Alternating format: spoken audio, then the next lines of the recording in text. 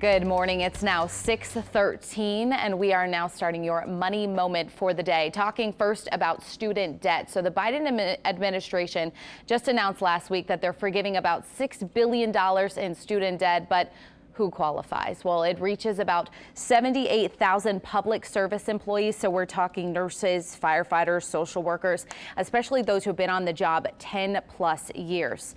Now, the Biden administration says you want to check your email. You should have gotten a notification in your email account letting you know that you qualified for this. He also said that about 300,000 more public service employees should expect their loans to be forgiven as well in the next 2 years. All right, our next topic for Money Moment this morning is congratulations, you got a promotion.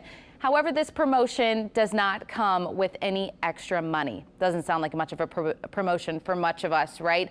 But it is a trend that happens when the economy is down. It happens all across a number of industries. It's called a dry promotion. So a dry promotion is, as I said, when a worker gets that upgraded title, more responsibilities, but no bump in pay. If this happens to you, the first thing experts say you want to do, try to negotiate. Executive coach Julie Corrette says create a roadmap. Give your employer real tangible goals that when they're met, you could see that bump in pay. If there is not an option for that, your employer says there are some other incentives, like maybe ask them about extra PTO. Go back and think for yourself, what are some options I can present to my employer to help them out? And what might I like in return? Because time off is considered part of the compensation package. So even if it was unpaid, how would you feel about that? Would that balance things out? But you need to be the one to think of these ideas. All right, so she also gave two other great tips when it comes to dry promotions. She said you get a dry promotion and you immediately might think maybe I should leave my job. Consider other things. Do you really like your benefits? Are you happy with your work-life balance? If that's the case, then maybe it's not worth it, because a number of businesses are experiencing what your company is likely going through with that pay down.